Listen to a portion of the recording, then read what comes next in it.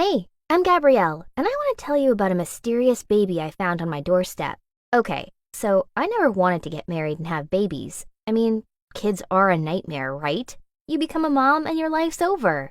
No more partying and having fun. It's all diapers and bottles. All that changed one night. I'd been out clubbing, so I didn't get home until late.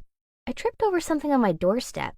It made a strange noise, and I thought someone had left a basket of kittens for me. But then I looked closer, and I realized someone had put a baby on my doorstep. I took it into my apartment and found a note tucked into the Moses basket.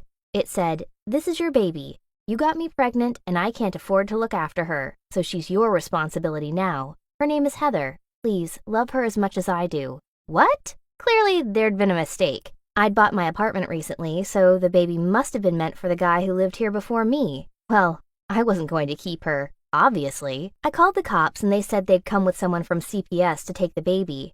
But while I waited for them to arrive, I was cuddling Heather, and she was so cute. She had a tiny little button nose and adorable big blue eyes. She was beautiful. The cops showed up with a lady from CPS. I asked what they are going to do with Heather, and they said she'd probably go into foster care and then be adopted. But if no one wanted her, she'd probably spend her life in foster homes. I couldn't let that happen. She had a mom who loved her, even if she couldn't care for her. What if she changed her mind?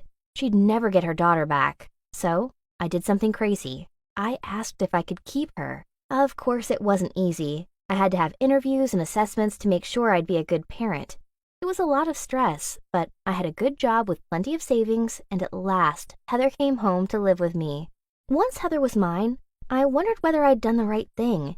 It's hard work looking after a baby, and when your baby cries all night, it's hard to do a good job the next day. I was head of marketing at a fashion label, so I was seriously regretting adopting Heather. But then I hired Charlene, my neighbor, as a live-in nanny. She saved my life. She moved in with us right away. She was the one who got up in the middle of the night to give Heather a bottle so I could sleep. Charlene was awesome. She looked after Heather while I was at work, took her to all the Mommy and Me classes, and made sure my baby got plenty of cuddles when I wasn't there. I looked after Heather at the weekend, so Charlene could have a break. But most of the time, she would insist on hanging out with us. Things were great for a while, but when Heather started school, I told Charlene we didn't need her anymore. She started crying, and she didn't want to leave. She said we were like family. We agreed Charlene could stay on as my housekeeper. She cleaned while Heather was at school. Then she looked after her until I came home from work. Heather loved that Charlene was still living with us. She called her my second mommy. But not long after Heather's 10th birthday, I lost my job when the company I was working for went bust. But nobody wanted to hire me. I was so high level and experienced, it was hard to find the same kind of job. When I applied for lower positions, everyone said I was overqualified. I had enough money saved up to pay my bills for a few months, but if I didn't find another job soon, we were going to be in trouble. It absolutely broke my heart. But I had to let Charlene go. She begged me not to sack her. She said she'd work for nothing as long as she could stay with us. But it made me really uncomfortable, to be honest. She threw herself on her knees, tugging at my clothes and screaming she couldn't leave us. I grabbed her bag, and as I was handing it to her, it fell on the floor. To my shock, pictures of my daughter fell out of her bag. I quickly grabbed the pictures, and I couldn't believe it. She had literally taken pictures of my daughter every day. I was angry, and I wanted her out of my house quickly, so I called the cops. But then she was gone. I didn't tell Heather about the big scene with Charlene. I couldn't upset her. She loved her nanny so much.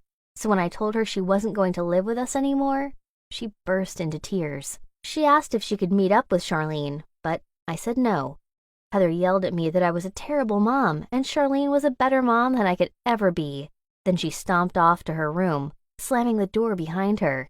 A couple months later, I was still looking for work, but no one wanted to hire me, so I decided to set up my own marketing agency. To save money, I worked from home, which meant I could spend more time with Heather.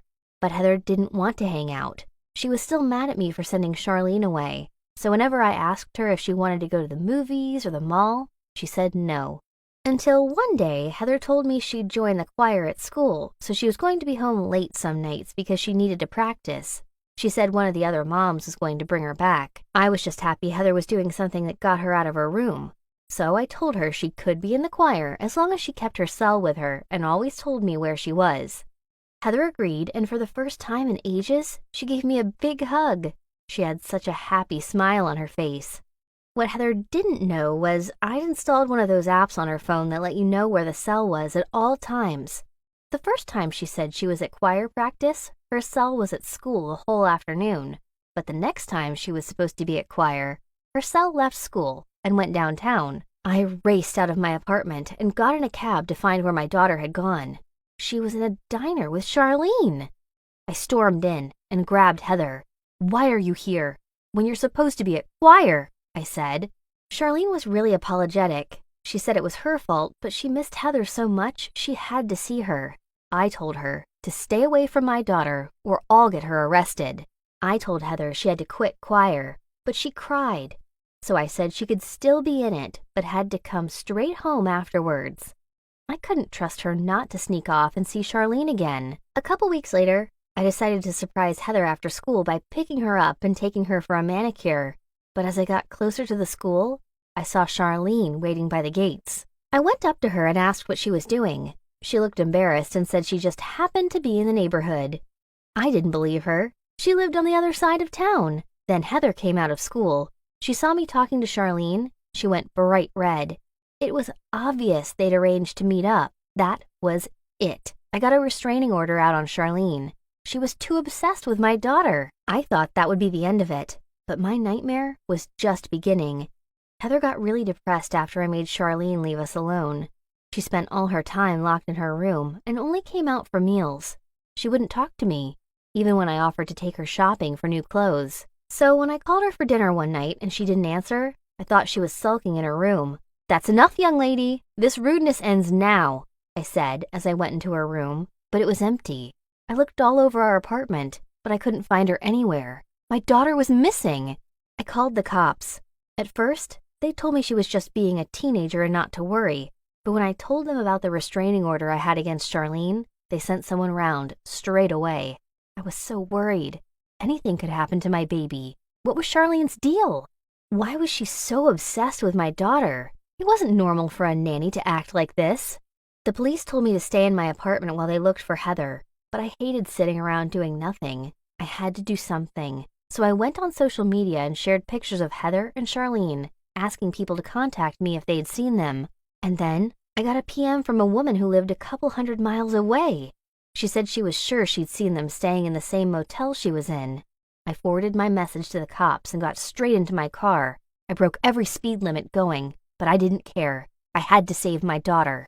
When I got to the motel, there were cops everywhere. I raced over to them, but they wouldn't let me through. "What's wrong?" I yelled. "Let me get my daughter." That's when they told me Charlene had a gun, and she was threatening to hurt Heather if they didn't leave them alone. I screamed and tried to fight my way through the cops to talk to Charlene, but they were too strong. "Heather!" I cried out for my daughter, hoping she could hear me and know how much I loved her. Suddenly, there was a gunshot. My heart skipped a beat. Was my daughter dead? "Mom!" I heard Heather calling for me. I ran towards the sound of her voice as she came running out of the motel room. This time, the police let me through, and we fell into each other's arms, sobbing. She said Charlene had fired a warning shot, but the police had tasered her before anyone could get hurt.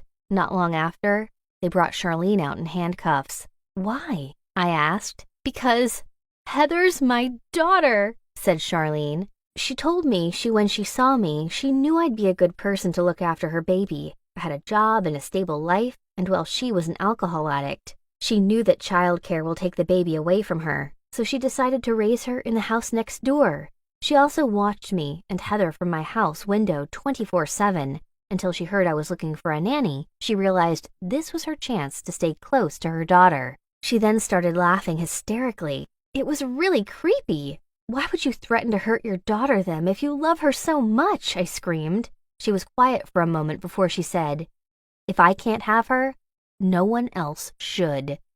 That's when the police took her away.